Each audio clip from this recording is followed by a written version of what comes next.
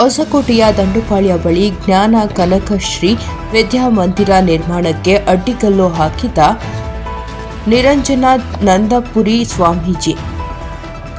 ಸಿದ್ದರಾಮಾನಂದಪುರಿ ಸ್ವಾಮೀಜಿ, ಮಾಜಿ ಸಚಿವ ಎಂಟಿಬಿ ನಾಗರಾಜ್, ಹಾನೂರು ಶಾಸಕ ಮಂಜುನಾಥ್, ಶಾಸಕ ಭೈರತಿ ಬಸವರಾಜ್ ನಂತರ ಮಾತನಾಡಿದ ನಿರಂಜನಾನಂದಪುರಿ ಸ್ವಾಮೀಜಿರವರು, ಕುರುಬ ಸಮುದಾಯ ದೊಡ್ಡ ಪ್ರಮಾಣದಲ್ಲಿ ಬೆಳವಣಿಗೆ ಆಗಿಲ್ಲ. ರಾಜಕೀಯವಾಗಿ ಬಲ ಇದ್ದರೆ ಸಮುದಾಯ ಬೆಳವಣಿಗೆ ಸಾಧ್ಯ. ತಾಲೂಕು ಮಟ್ಟದಲ್ಲಿ ವಿದ್ಯಾಮಂದಿರ ನಿರ್ಮಾಣ ಉತ್ತಮ ಕೆಲಸ ಎಂದರು. ಮಾಜಿ ಸಚಿವ ಎಂಟಿಬಿ ನಾಗರಾಜ್ ಮಾತನಾಡಿ, ನನ್ನ ಆಡಳಿತ ಅವಧಿಯಲ್ಲಿ 20 ಕೋಟಿ ಬೆಲೆ ಬಾಳುವ ಜಮೀನು ಕುರುಬ ಮಂಜೂರು ಮಾಡಿಸಿಕೊಟ್ಟಿದ್ದು, ಈಗ ವಿದ್ಯಾರ್ಥಿಗಳಿಗೆ ಅನುಕೂಲವಾಗಲು ಜ್ಞಾನ ವಿದ್ಯಾಮಂದಿರ ನಿರ್ಮಾಣ ಮಾಡುತ್ತಿರುವುದು ಪ್ರಶಂಸೆ. ಕುರುಬ ಸಮುದಾಯ ಮುಖ್ಯಮಂತ್ರಿ ಸಿದ್ದರಾಮಯ್ಯ ಅವರ ಅವಧಿಯಲ್ಲಿ ಅಭಿವೃದ್ಧಿಯಾಗಬೇಕು. ಇಲ್ಲದಿದ್ದರೆ ಮುಂದಿನ ದಿನಗಳಲ್ಲಿ ಕಷ್ಟವಾಗುತ್ತದೆ. ರಾಜ್ಯದಲ್ಲಿ ಅಧಿಕಾರದಲ್ಲಿರುವ ಕುರುಬ ಸಮುದಾಯದ ನಾಯಕರು ಜನಾಂಗದ ಅಭಿವೃದ್ಧಿಗೆ ಮುಂದಾಗಬೇಕು ಎಂದು ತಿಳಿಸಿದ್ದಾರೆ. 4 ಸಾರಿ 5 ಸಾರಿ ಮಂತ್ರಿಗಳಾಗಿ ಸಚಿವರುಗಳಾಗಿ ಆದಂತ ಬಹಳ ದೊಡ್ಡ ಮುಂದುವರೆದ ಸಮುದಾಯಗಳಿಗೂ ಕೂಡ ಇಷ್ಟು ಸಂಪತ್ತು ಆ ಸಮುದಾಯಗಳಿಗೆ ಆ ಸಂಘಗಳಿಗೆ ಮಾಡಿಕೊಟ್ಟಿಲ್ಲ. ನಿಜನ ಸುಳ್ಳ? ಐದನ ಬ್ಯಾರ್ಕನ ಯಾರಿಗೂ ಇಲ್ಲ. ಅದಕ್ಕೆ ನಾನು ಹೇಳಿದ್ದು, ದಾಸಶ್ರೇಷ್ಠ ಕನಕದಾಸರ ಆಶೀರ್ವಾದ, ಈ ಗುರುಪೀಠ ಸಂಸ್ಥಾನದ ಸಂಸ್ಥಾಪಕರು ಆ ಪೀಠವನ್ನು ತನ್ನ ಕರ್ತವ್ಯ ಕಾರ್ಯವನ್ನು ನಿರ್ವಹಿಸತಕ್ಕಂಥ ಈ ಸ್ವಾಮೀಜಿಗಳವರ ಒಂದು ಸೇವಾ ಮನೋಭಾವನೆಯಿಂದ ಇವತ್ತು ರಾಜ್ಯದಲ್ಲಿ ಬಹಳ ಜಿಲ್ಲೆಗಳಲ್ಲಿ ನಮ್ಮ ಸಮುದಾಯಗಳು ಇವತ್ತೇನಾದರೂ ಈ ಸಮುದಾಯ ಈ ರಾಜ್ಯದಲ್ಲಿ ನಾವು 60 ಲಕ್ಷ ಜನ ಇದಾವೆ ಅಂತೇನಾದರೂ ಗುರುತಿಸ್ಕೊಳ್ಬೇಕಾದ್ರೆ ಈ ಕನಕ ಗುರುಪೀಠ ಸಂಘ ಆದ್ಮೇಲೆ ಈ ಕುರುಬರು ಅನ್ನೋದು ಇಂಥ ಒಂದು ದೊಡ್ಡ ಪ್ರಮಾಣದ ಜನಸಂಖ್ಯೆ ಕರ್ನಾಟಕ ರಾಜ್ಯದಲ್ಲಿ ಇದ್ದಾರೆ ಅಂತೇಳಿ ಇವತ್ತು ಈ ರಾಜ್ಯಕ್ಕೆ ಈ ದೇಶಕ್ಕೆ ಗೊತ್ತಾಗಿದೆ. ಈ ರಾಜ್ಯಕ್ಕೆ ಈ ದೇಶಕ್ಕೆ ಗೊತ್ತಾಗಿತ್ತು. 10 ಕೋಟಿ ಸಮುದಾಯ ಇರತಕ್ಕಂಥದ್ದು ಈ ದೇಶದಲ್ಲಿ.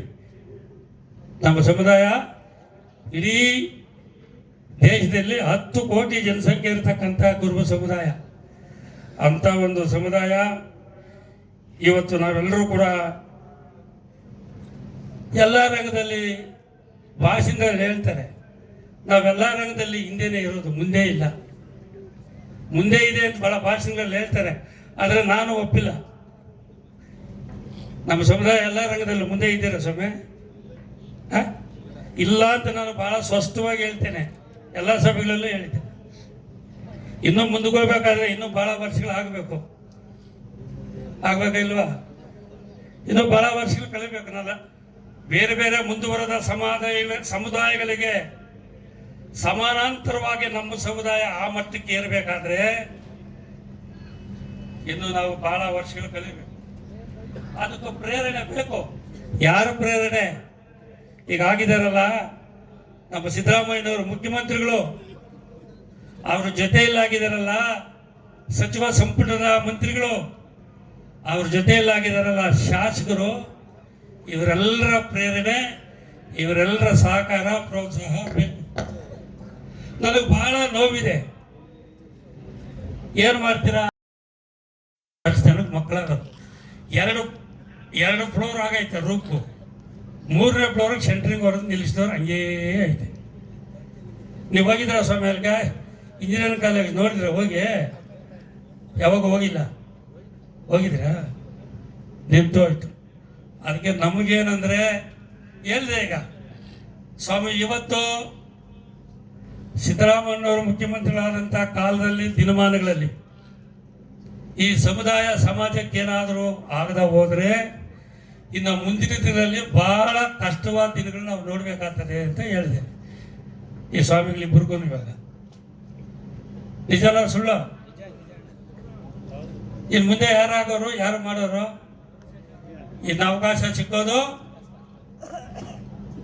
ಇನ್ನೇನಾದರೂ ಪುನರ್ಜನ್ಮ ಪಡೆದು ಬರಬೇಕೋ ಏನೋ ಅನಿಸ್ತಾ ನನ್ನ ಒಂದು ಅನಿಸಿಕೆ, ನನ್ನ ಒಂದು ಭಾವನೆ. ಅದರಿಂದ ಬಂಧುಗಳೇ, ಬಹಳ ಸಂತೋಷ. ನಾನು ಬಹಳ ಸಮಯ ಮಾತಾಡ್ಬಿಟ್ಟಿದ್ದೀನಿ. ಹಸು ಹಾಲು ಕೊಡುತ್ತೆ ಅಂತ ಹೇಳಿದ್ರೆ ನೀವು ಕೆಚ್ಚಲಿನ ಕೊಯ್ದ್ಬಿಟ್ರೆ ಅದಕ್ಕೆ ಅವ್ ಏನ್ ಮಾಡ್ಬೇಕು ಅಂದ್ರೆ ಅವ್ರನ್ನ ಯಾವಾಗ ಬೇಕಾದಾಗ ಕರ್ಕೋಬೇಕು, ಬಳಕೆ ಬಳಕೆ ಮಾಡ್ಕೊಳ್ಬೇಕು. ಅವ್ರೇನ್ ಯಾವತ್ತೂ ಇಲ್ಲ ಅಂತ ಏನು ಹೇಳಿಲ್ಲ. ನಾನು ಒಂದು ಮಾತನ್ನ ಹೇಳಲಿಕ್ಕೆ ಬಯಸ್ತೀನಿ, ಅವ್ರಿಗೆ ಅಧಿಕಾರ ಇರ್ಲಿ ಅಧಿಕಾರ ಇಲ್ಲದೆ ಇರ್ಲಿ, ಈ ರಾಜ್ಯದಲ್ಲಿ ಯಾವುದೇ ಒಂದು ಸಂಘ ಸಂಸ್ಥೆಗೆ ಕಷ್ಟಕಾಲ ಅಂತ ಬಂದಾಗ ಅದಕ್ಕೆ ಆರ್ಥಿಕ ನೆರವನ್ನು ನೀಡಿದಂಥವರು ನಮ್ಮ MTB ನಾಗರಾಜರವರು. ಕನಕ ಗುರುಪೀಠಕ್ಕೆ ಆರಂಭದಿಂದ ಲಕ್ಷಾಂತರ ಜನಕ್ಕೆ ಅನ್ನದಾಸೋಹವನ್ನು ಕೊಟ್ಟಂತಹವರು. ಇನ್ನು ಅನೇಕ ಸಂಘ ಸಂಸ್ಥೆಗಳಿಗೆ ಆರ್ಥಿಕ ಸಹಕಾರ ಮಾಡಿದ್ದಾರೆ. ಸೊ ಆದ್ರಿಂದ ಅವರು ನಿಮ್ಮ ಮೇಲೆ ಜವಾಬ್ದಾರಿ ಬರಲಿ ಅಂತ ಸ್ವಲ್ಪ ಅವರು ಅನೌನ್ಸ್ ಮಾಡಲಿಲ್ಲ. ಮತ್ತೆ ಹಂಗಂತೇಳಿ ಸುಮ್ಮನೆ ಬೇಡ್ರಿ. ಮತ್ತೆ ಯಾಕೆಂದ್ರೆ ಇವರು ನಮ್ಮ ಕುರುಬರದ್ದು ಗೊತ್ತಲ್ಲ ನಿಮಗೆ, ಇವರು ಕೊಡಲ್ಲ ಬೇಗ. ಅದೇ ಬೇಕಾದ್ರೆ ಒಂದು ಜಾತ್ರೆ ಮಾಡಿ ಕೇಳಿ ಮಾಡ್ತಾರೆ. ಸೊ ಅದರಿಂದ ನಾನು MTB ನಾಗರಾಜ್ ಅವರಿಗೆ ಹೇಳಲಿಕ್ಕೆ ಇಷ್ಟ ಬಯಸ್ತೇನೆ, ಏನಿವತ್ತು ಬಹುಶಃ ಕರ್ನಾಟಕ ರಾಜ್ಯದಲ್ಲಿ ಒಂದು ಇತಿಹಾಸ ಆಗುತ್ತೆ.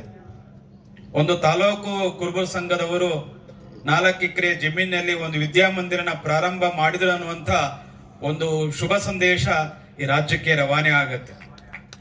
ಯಾಕೆ ಅಂತ ಹೇಳಿದ್ರೆ ಎಲ್ಲವೂ ಕೂಡ ನಾವು ಇವತ್ತು ಕಮರ್ಷಿಯಲ್ ಆಗಿ ಯೋಚನೆ ಮಾಡ್ತೀವಿ, ಕಲ್ಯಾಣ ಮಂಟಪ ಕಟ್ಟಬೇಕು, ಅಲ್ಲಿ ಕಟ್ಟಬೇಕು, ಅಲ್ಲಿ ಆಸ್ತಿ ಮಾಡಬೇಕು ಅಂತೇಳಿ. ಆದ್ರೆ ಯಾವುದೇ ಒಂದು ಸಂಘ ಒಂದು ವಿದ್ಯಾಸಂಸ್ಥೆಯನ್ನ ಕಟ್ತೀನಿ ಅನ್ನುವಂತ ಒಂದು ಸಂಕಲ್ಪ ಮಾಡಿರುವಂತದ್ದು ನಮ್ಮ ಹೊಸಕೋಟೆ ತಾಲೂಕು ಕುರುಬರ ಸಂಘದವರು ಅನ್ನುವುದನ್ನ ನಾನು ಅತ್ಯಂತ ಅಭಿಮಾನದಿಂದ ಹೇಳಲಿಕ್ಕೆ ಬಯಸ್ತೀನಿ. ಈ ಒಂದು ವಿದ್ಯಾಮಂದಿರ ಪ್ರಾರಂಭ ಆಗಲಿ. ಯಾಕೆ ಅಂತ ಹೇಳಿದ್ರೆ ಇವತ್ತು ನಮ್ದು ರಾಜ್ಯದಲ್ಲಿ ಬಹಳ ದೊಡ್ಡ ಸಂಖ್ಯೆಯಲ್ಲಿ ಇದೀವಿ. ನಾವು ಒಂದು ಒಳ್ಳೆಯ 10 ವಿದ್ಯಾಸಂಸ್ಥೆಗಳು ನಮ್ಮ ಸಮಾಜದಲ್ಲಿ ಇಲ್ಲ. ಯಾರೋ ಕೆಲವರು ವೈಯಕ್ತಿಕವಾಗಿ ಅವರ ಹೆಸರಲ್ಲಿ ವಿದ್ಯಾಸಂಸ್ಥೆ ಮಾಡ್ಕೊಂಡಿದ್ದಾರೆ, ಆದರೆ ಸಮಾಜದ ಹೆಸರಲ್ಲಿ ಯಾವ ವಿದ್ಯಾಸಂಸ್ಥೆನೂ ಕೂಡ ಇಲ್ಲ. ಆ ಹಿನ್ನೆಲೆಯಲ್ಲಿ ಇವತ್ತೇನು ಹೊಸಕೋಟೆ ತಾಲೂಕು ಕುರುಬರ ಸಂಘದವರು ಪ್ರಾರಂಭ ಮಾಡಿದ್ದೀರಾ, ಈ ಒಂದು ಭೂಮಿ ಪೂಜೆ ಕಾರ್ಯಕ್ರಮ ತುಂಬಾ ವಿಶೇಷವಾಗಿ ನಡೆದಿದೆ. ಇಲ್ಲಿ ಬಂದಿರುವಂತರು ಕೂಡ ಈಗಾಗಲೇ ಎಲ್ಲರೂ ಕೂಡ ಸಹಕಾರ ಮಾಡ್ತಿದ್ದಾರೆ. ನಮಗೆ ಬಹಳ ಖುಷಿಯಾಗಿದ್ದು ನಮ್ಮ ಅನಂತರಾಮಯ್ಯನವರು ಅವರ ಸ್ವಂತ ಹಣದಿಂದ 15 ಲಕ್ಷ ರೂಪಾಯಿಗಳನ್ನ ಈ ಒಂದು ವಿದ್ಯಾಸಂಸ್ಥೆಗೆ ಕೊಡ್ತೀನಿ ಅಂತ ಹೇಳಿ ಅವರು ಈಗಾಗಲೇ ವಾಗ್ದಾನ ಮಾಡಿದ್ದಾರೆ. ಅವರಿಗೆ ಜೋರಾಗಿ ಚಪ್ಪಾಳೆ ತಟ್ಟಿ ಅವರಿಗೆ ಅಭಿನಂದನೆಗಳನ್ನ ನಾವೆಲ್ಲ ಕೂಡ ಸಲ್ಲಿಸಬೇಕಾಗಿದೆ. ಇವತ್ತು ಸಂಘದಲ್ಲಿ ನಮ್ಮ MTB ನಾಗರಾಜ್ ಅವರು ಹೇಳಿದ್ರು, ಇಲ್ಲಿ ಬಂದಿರುವಂತವರು ನಿಸ್ವಾರ್ಥವಾಗಿ ಸೇವೆ ಮಾಡೋದಕ್ಕೆ ಮಾತ್ರ ಬನ್ನಿ ಅಂತೇಳಿ. ನಮ್ಮಲ್ಲಿ ಹೆಂಗಾಗಿದೆ ಅಂತ ಹೇಳಿದ್ರೆ, ನಾನು ತಾಲೂಕು ಅಧ್ಯಕ್ಷ, ಜಿಲ್ಲಾ ಅಧ್ಯಕ್ಷ ಅಂತೇಳಿ ವಿಸಿಟಿಂಗ್ ಕಾರ್ಡ್ ಮಾಡ್ಕೊಂಡು ವಿಧಾನಸೌಧಕ್ಕೂ ಅವ್ರ ಮನೆಗೂ ಅಡ್ಡಾಡುವಂತ ಜನರೇ ಜಾಸ್ತಿ ಆಗ್ಬಿಟ್ಟವ್ರು. ಅವ್ರಿಗೆ ಸಂಘದ ಕೆಲಸ ಬೇಕಾಗಿಲ್ಲ, ಸಮಾಜ ಕೆಲಸ ಬೇಕಾಗಿಲ್ಲ, ಸ್ವಂತ ಕೆಲಸಕ್ಕೆ ಇವತ್ತು ಸಂಘದಲ್ಲಿ ಬಂದಿರುವಂತ ವಾತಾವರಣ ಖಂಡಿತ ಇದು ಒಳ್ಳೆಯ ಬೆಳವಣಿಗೆ ಅಲ್ಲ. ನಾನು ರಘುವೀರ್ ಅವರು ಮತ್ತು ಅವರೆಲ್ಲ ತಂಡದವರಿಗೆ ನಾನು ಹೇಳಲಿಕ್ಕೆ ಬಯಸ್ತೀನಿ, ಇವತ್ತೇನು ನೀವು ಭೂಮಿ ಪೂಜೆ ಪ್ರಾರಂಭ ಮಾಡಿದಿರಾ, ಈ ಕಟ್ಟಡವನ್ನ ಪೂರ್ಣ ಆಗುವವರೆಗೂ ಕಾಯ ವಾಚ ಮನಸ ನೀವು ಸಂಕಲ್ಪ ಮಾಡಿ ಅದನ್ನ ಪೂರ್ಣಗೊಳಿಸ್ತೀವಿ ಅನ್ನುವಂತ ಒಂದು ಒಳ್ಳೆಯ ಉದ್ದೇಶದಿಂದ ನೀವೆಲ್ಲರೂ ಕೂಡ ಕಾರ್ಯ ಮಾಡಬೇಕು ಅನ್ನುವಂಥದ್ದನ್ನ ನಾನು ನಿಮ್ಮೆಲ್ಲರ ಸಮಕ್ಷಮದಲ್ಲಿ ಹೇಳಲಿಕ್ಕೆ ಬಯಸ್ತೇನೆ. ಅದು ನಮ್ಮಲ್ಲಿ ಏನಾಗಿದೆ ಅಂತ ಹೇಳಿದ್ರೆ, ಯಾರಾದ್ರೂ ಒಳ್ಳೆ ಕೆಲಸ ಮಾಡ್ತೀವಿ ಅಂತ ಹೇಳಿದ್ರೆ ಅವ್ರಿಗೆ ಪ್ರೋತ್ಸಾಹ ಮಾಡಲ್ಲ. ಅವ್ರನ್ನ ಹೆಂಗಾದ್ರೂ ಮಾಡಿ ಕಾಲು ಎಳೆದ್ಬಿಟ್ಟು ಅವರು ಮಾಡಲ್ಲ, ಮಾಡೋರಿಗೂ ಸುಮ್ ಬಿಡಲ್ಲ. ಅದಕ್ಕೆ ಒಂದು ಸಣ್ಣ ಒಂದು ಕತೆ ಹೇಳಿ ನಾನು ಮಾತು ಮುಗಿಸ್ತೀನಿ. ಸಮಯ ಕೂಡ ಆಗಿದೆ, ನೀವೆಲ್ಲ ಅಲ್ಲಿ ಊಟ ಮಾಡ್ಬೇಕನೋ, ನಮಗೂ